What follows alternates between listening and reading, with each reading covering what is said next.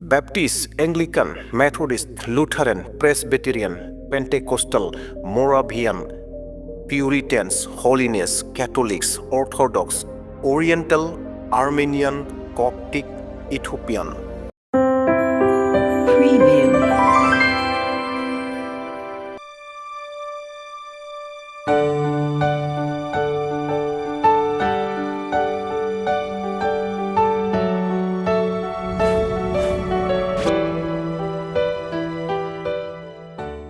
बेफोरलाय मा जाखो हयथ' नोंथाङा गोसोआव सानदों मा सोदोबफोरखौ बाहायलांखो एबा बबे हानजानि मुंफोरखौ बुंलांखो होननानै हयथ' गोबां मानसिफोरा सानगोन।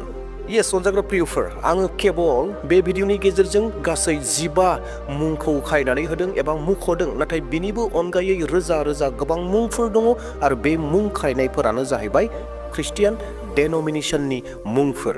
अनजाग्रा प्रियफोर, नोंथांमोना मोनसे बाथ्राखौ थर खालामदों ने? माखासे हारिफोर दङ जाय हारिफोरहा गावनि हारिनि सिङावनो आलादा जातफोर दंबावो, जेरैहाय नेपालिफोरा मुं खोन्थानायनि उनाव टाइटेल सोङो आरो बे टाइटेलनि गेजेरजों बिसिनि बाहागो राननायखौ बिसोरो दिन्थियो। अनजाग्रा प्रियफोर, जोंनि गेजेरावबो बेबायदिनो माखासे बाथ्राफोर जानानै दङ। ख्रिस्टियान, नोंथाङा मा धोरोमनि होननानै बुङोब्ला ख्रिस्टियान होननानै बुंनानै लानायनि उनावहाय सोंबावगोन नोंथाङा बबे डिनोमिनेशननि होननानै। आङो बेप्टिस्टनि, आङो केथलिकनि, आङो पेन्टेकस्टनि, आङो लुथारेननि, गोबां रोखोमनि गाव गावनि सिनायथिखौ होयो। अनजाग्रा प्रियफोर, हयथ' गोबां सुबुंफोरनि गोसोआव बे डेनोमिनेशनखौ लानानै गोबां गोनो गोथो दङ जे बेबायदि डेनोमिनेशना बुहुमाव मानो जाबोखो, मानो फैखो, बोरै जानो मोनखो, बेफोरबायदि गोबां सोंलुफोरा गोबांनि गोसोआव दङ जानांगौ। अनजाग्रा प्रियफोर, दिनैनि बे भिडिअनि गेजेरजों डेनोमिनेशन जानायनि गुदि बाथ्राखौ आं नोंथांमोननो मोजाङै बेखेवनानै होगोन। दा बेयावहाय भिडिअआ नोंथांनि थाखाय गोबां इनफरमेटिभ भिडिअ जागोन, गोबां सोलोंनो हानायनि भिडिअ जागोन। दा बेयावहाय भिडिअखौ जोबजासिम नायगोन। 2000 बोसोर आवगाय इसोरा गावनो मानसि महर जानानै जिसु ख्रिस्ट' होननानै पृथिबियाव मुं लाफैदोंमोन आरो बिनि उनाव जिसु ख्रिस्ट'आ हिस्स' बानायदोंमोन, गावनि सेलाफोर बानायदोंमोन आरो बिनि उनाव जिसु ख्रिस्ट'आ गावनि गासै खामानिखौ फोजोबनानै सोरगो रायजोआव थांबाय। बिनि उनावहाय जिसु ख्रिस्ट'नि जि हिस्स'फोर, सेलाफोर दङमोन, फोथायारिफोर दङमोन, जिसु ख्रिस्ट'खौ फोथायनाय दङमोन, जिसु ख्रिस्ट'खौ गावनि मेगनजों नुनाय व्यक्तिफोर दङमोन, बै व्यक्तिफोरा गोबां मण्डलिफोरखौ गायसनबाय। बै जिसु ख्रिस्ट'नि सेलाफोरजों गायसनजानाय, बै जिसु ख्रिस्ट'नि फोथायारिफोरजों गायसनजानाय बै मण्डलिनि मुंफोरा बेबायदि डेनोमिनेशननि मुंजों गाबज्रि जानाय बाइबेलाव जेरावबो जोङो मोननो हानाय नङा। बियो बेप्टिस्ट, बियो एंग्लिकान, बियो मेथडिस्ट, बियो लुथारेन, बियो केथलिक, बियो अर्थ'डक्स, गोबां रोखोमनि मुंफोरनि डेनोमिनेशननि मुंजों खारिनाय बेबायदि जोङो बाइबेलाव मोननाय नङा। अनजाग्रा ख्रिस्ट' प्रियफोर, बाइबेला जोंनो बे बिसयाव रोखायै मोन्थिहोआ एबा बाइबेलाव बेबायदि रेकर्डआ एबा बिनि जारिमिना गैया। अब्ला जोंनि गोसोआव मोनसे सोंलुआ फैयो, बेनो जाहैबाय बै डेनोमिनेशना अब्ला बबेनिफ्राय जाबोखो होननानै गोसोआव मोनसे सोंलुआ फैयो। बे बाथ्राखौ जों जेन सहसै बुजिनो हायो, बिनि थाखाय आङो बाइबेलनिफ्राय मोनसे एग्जाम्पल लानानै फैदों, जेन बिनि गेजेरजों जोङो रोखा जागोन।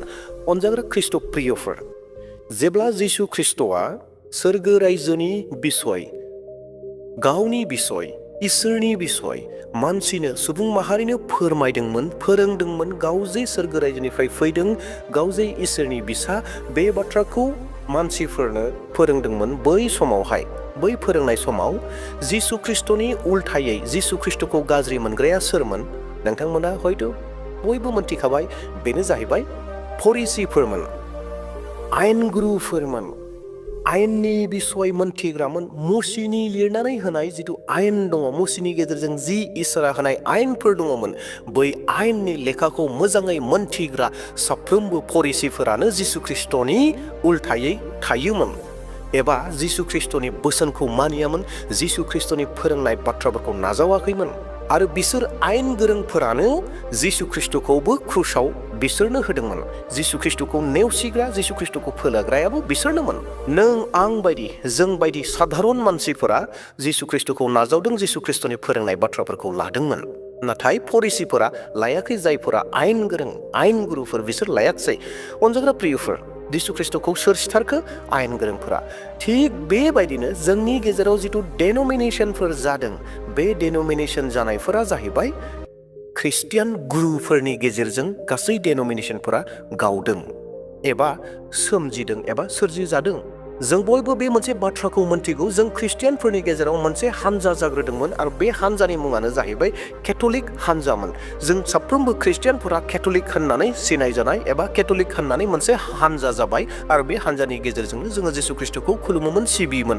नाथाय बिनि गेजेरावनो गोबां सुबुंफोरा बाइबेल अध्ययन खालामबाय, बाइबेलखौ देहेन खालामबाय आरो बाइबेल देहेन खालामनायनि गेजेरजों बै रोंखा फाखा सुबुंफोरा जे केथलिकनि माखासे खामानि मावनायफोरा जायाखै होननानै बिसोर बिनिफ्राय गावबोबाय, बै डक्ट्रिनखौ आलादा खालामबोबाय। जेरैहाय मार्टिन लुथार, बेनि माने अनजाग्रा प्रियफोर, जाय व्यक्तिफोरानो, जाय सुबुंफोरानो बाइबेलखौ गोथौनिख्रुइ गोथौ अध्ययन खालामदों, बाइबेल गुरु जादों, बैसोर सुबुंफोरानो गावजों गाव मिलायलायनो हायाखसै, गावजों गाव थालायनो हायाखसै, बाइबेल डक्ट्रिनखौ लानानै आलादा आलादा बुजिलायबाय आरो आलादा आलादा मोनथिनायनि गेजेरजों खाब जालायनो हायाखसै, बेनि थाखाय आलादा आलादाया जाबाय। आरो बेबायदिनो गावबा गाव माखासे खान्थिफोरनि गेजेरजों, गावनि बुजिनायनि गेजेरजों इसोरखौ खुलुमनाय सिबिनाय, जिसु ख्रिस्टखौ खुलुमनाय सिबिनायखौ दोनबाय आरो जोंनि गेजेराव बेबायदिनो गोबां डेनोमिनेसनफोरा सोरजिजाबाय, सोमजिलांबाय आरो दासिम ओंखारगासिनो दङ। बेखिनियावनो मोनसे सोंलु लानानै फैनो हास्थायदों। बे सोंलुआनो जाहैबाय, गासैबो डेनोमिनेसना मोजां ना एबा बबेबा डेनोमिनेसनफोरा मोजां नङा, बबेबा मोनसेया गाज्रि नङा एबा बबेबा मोनसेया गाज्रि, बेफोरबायदि माबा मोनसे दं नामा?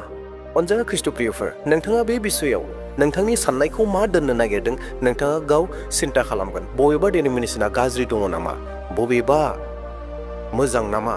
बेफोर सोंलुनि फिननायखौ नोंथाङा गावनो होदो।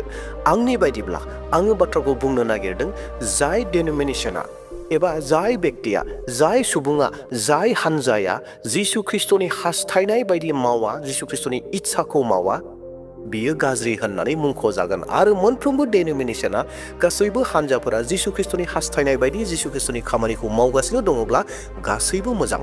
आरोबाव बेखिनियावनो मोनसे सोंलु लाबोबावनो हास्थायदों। बे सोंलुआनो जाहैबाय, बै डेनोमिनेसनफोरखौ जिसु ख्रिस्टआ मोजां मोनो ना मोना?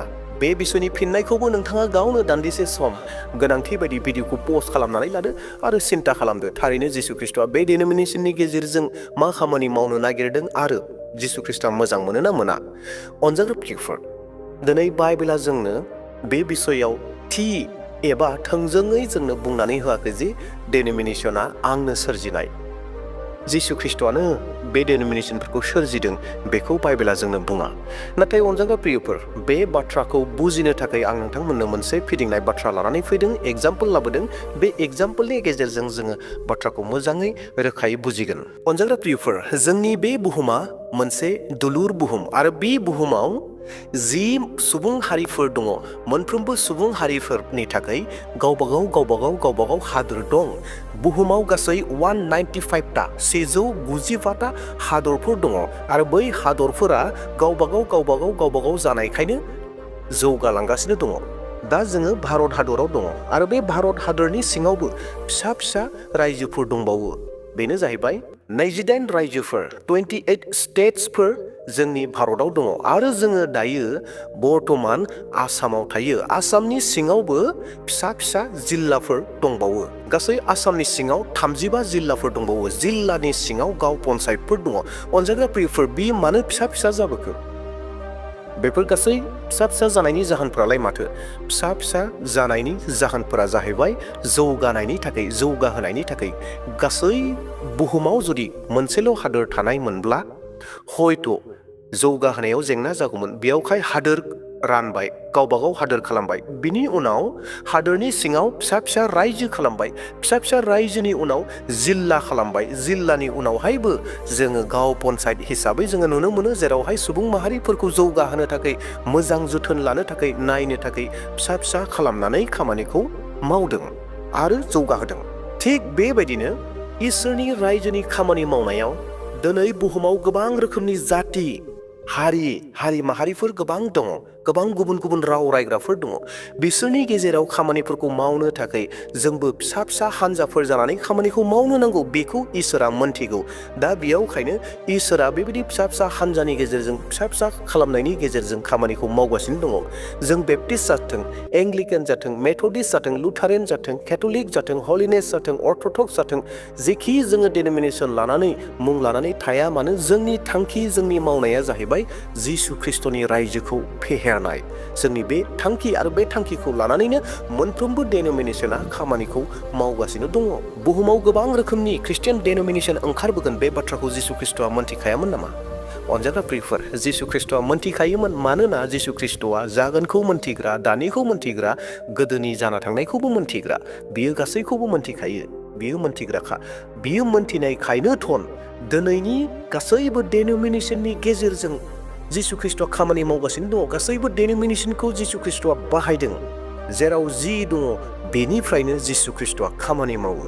अनजाग्रा ख्रिस्ट' प्रियफोर, जों इसेब्लाबो आइडिया मोनदों जोंनि गेजेराव जि डेनोमिनेशनफोर दङ बे डेनोमिनेशना जाहैबाय इसोरनि रायजोखौ फेहेरनो थाखाय, इसोरनि गाहाम रादाब खामानि मावनो थाखाय, सहसनिफ्राय सहस जानायनि थाखाय जोंनि गेजेराव डेनोमिनेशनफोरा दङ आरो डेनोमिनेशनफोरा ओंखारगासिनो दङ। आरो लोगोसेनो बे मोनसे बाथ्राखौ जों गोसोआव लानो नांगोन जे जोंनि जिथु डेनोमिनेशनफोर दङ मोनफ्रोमबो डेनोमिनेशननि खामानियानो जाहैबाय जिसु ख्रिस्ट'नि रायजोखौ फेहेरनाय आरो बे थांखिखौ लानानैनो बयबो खामानिखौ मावनो नांगोन। आरो जि डेनोमिनेशना जिसु ख्रिस्ट'नि हास्थायनाय बायदि इच्छा बायदि खामानि मावाखै, बै डेनोमिनेशना एबा बै हानजायानो इसोरनि नोजोराव बेरेखा नुजागोन आरो बेनो गाज्रि जागोन।